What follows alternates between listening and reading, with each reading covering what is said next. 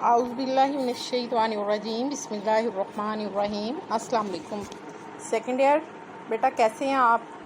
आज हम एक नया टॉपिक पढ़ेंगे, तनावल की खराबियाँ, ईटिंग डिसऑर्डर्स। ये ऐसा डिसऑर्डर है जिसके बारे में आपने पहले नहीं पढ़ा होगा। आजकल दुनिया तेज़ रफ्तार हो गई है और जहाँ हर चीज़ ने तरक्की की है वहाँ पे आप अपने इर्द गिर्द देखेंगे कि लोगों की खुराक में भी दिलचस्पी बहुत बढ़ गई है। नित नए खाने जो हैं वो बनाए जा रहे हैं, उनकी प्रेजेंटेशन जो है मुख्तलिफ़ अंदाज में की जा रही है।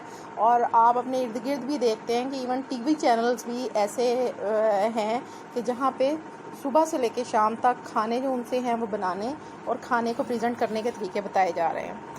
तो ग़िज़ाई भरमार की वजह से लोग जो हैं वो बहुत ज़्यादा अपनी जो है सेहत के बारे में बहुत ज़्यादा फ़िक्रमंद रहने लग गए हैं कि हमें क्या खाना चाहिए, कैसे खाना चाहिए।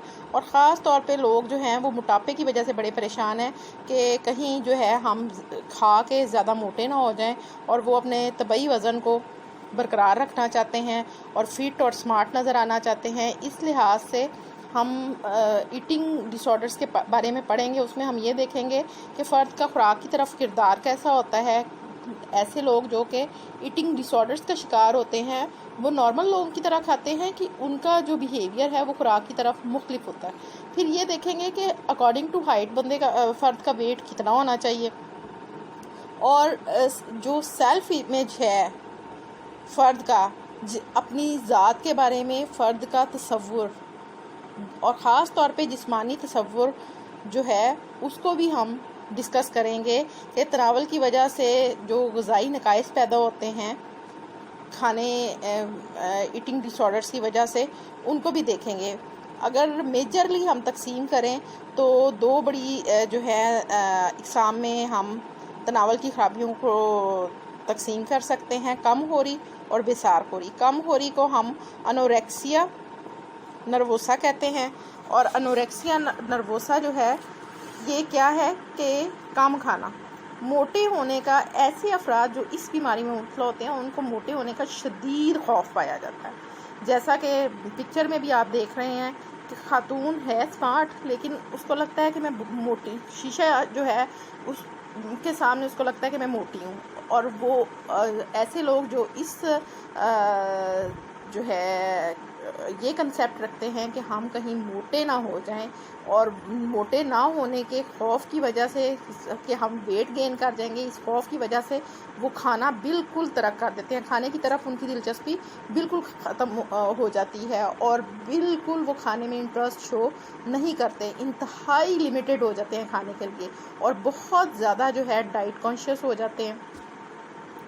एक ये किस्म है कि जो इंतहाई डाइट कॉन्शियस हो जाती है और कुछ खाती पीती नहीं है। जब वो खाएं पिएंगे नहीं तो डेली कामों के लिए, डेली रूटीन के लिए, जो बॉडी के डेली फंक्शनिंग है उसके लिए जो एनर्जी चाहिए वो जनरेट नहीं हो सकेगी। और जब वो जनरेट नहीं होगी तो फिर रूटीन की एक्टिविटीज़ नहीं कर सकेंगे, नॉर्मली रहेंगे, वक्त से पहले जो है वो मर जाएंगे, मुख्तलिफ बीमारियों का शिकार हो जाएंगे जिसमें लो ब्लड प्रेशर है, जिसमें जिनसी एतराज़ है और मुख्तलिफ किस्म की बीमारियां हैं। इसके साथ साथ एक वो किस्म है कि जो अगर खाना मिले तो खा लेते हैं लेकिन ये है कि उसको जो है जुज़्बे बदन नहीं बनने देते हैं और मुख्तलिफ हरबे इख्तियार करते हुए उसको जो है एग्ज़िट आउट कर देते हैं। एग्ज़िट आउट का क्या मतलब है कि जिस्म से निकालने की कोशिश करते हैं, वॉमिटिंग कर देते हैं, खाना खा के ऐसी दवाई लेंगे जिससे वॉमिटिंग आ जाए, या ये है कि भाई ऐसे लग्जेटिव्स लेंगे कि जिसकी वजह से पॉटी के ज़रिए से वो खुराक जो है वो जिस्म से बाहर निकल आए और जिस्म का हिस्सा ना बन सके। उससे क्या होता है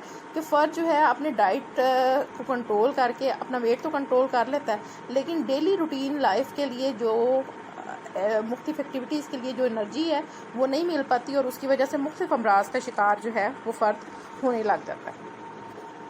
ये जो बीमारी है कमखोरी की, ये औरतों में ज़्यादा पाई जाती है लेकिन मर्द भी आजकल कोई पीछे नहीं है। आपने देखा होगा जगह जगह जिम बन गए हैं और ये सिर्फ जिम औरतों के नहीं मर्दों के भी हैं। मर्दों के जो हैं वो औरतों से भी ज़्यादा हैं और मुख्तलिफ जो है तरीके और हरबे इख्तियार करके फ़र्द जो है वो स्लिम फिट रहना चाहते हैं और कम से कम खाते हैं जिसकी वजह से मुख्तलिफ तरह के शख्सी नकाइस पैदा हो जाते हैं। ऐसी औरतें जो कम खाती हैं उनको जो है जिनसी खराबियां उनमें आना शुरू हो जाती हैं, उनमें मेनोरिया आ जाता है, यानी पीरियड्स जो हैं वो इर्रेगुलर हो जाते हैं।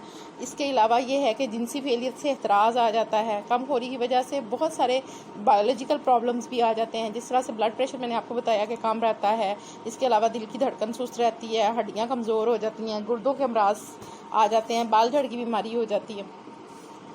तो ये सारी जो है बायोलॉजिकल प्रॉब्लम्स हैं या हयातियाती मसाइल हैं जिनका सामना करना पड़ता है। और जब ये सारे प्रॉब्लम्स आएंगे तो फ़र्द जो है वो हर वक्त थकावट का शिकार और इंतहाई कमज़ोर हो जाएगा। और बाज़ औक़ात ऐसे लोग जो हैं वो अचानक से मर जाते हैं, वक्त से पहले, तबई मौत से पहले जो है इनकी मौत वाक़ई हो जाती है, क्योंकि ये जो है इंतहाई डाइट कॉन्शियस हो जाते हैं, तो वक्त से पहले मर जाते हैं। इलाज इनका अगर किया जाए तो 70% ये लोग जो हैं वो ठीक हो जाते हैं। मैंने जो है आपको ये जो लेक्चर डाउनलोड भेज रही हूँ, इसमें साथ जो है मैंने ट्रीटमेंट भी भेजी है। आपने उसको देख के मुझे बताना है कि ट्रीटमेंट कैसे कैसे तरीक़ों से की जा सकती है। और जनरली मैंने आपको बताया ना कि ट्रीटमेंट हो सकती है, और आपने मुझे बताना है कि वो कौन से तरीके हैं कि जिससे हम जो है इसकी ट्रीटमेंट कर सकते हैं। आउज़ुबिल्लाहि मिनश्शैतानिर्रजीम, बिस्मिल्लाहिर्रहमानिर्रहीम। अस्सलाम वालेकुम सेकंड ईयर बेटा, कैसे हैं आप?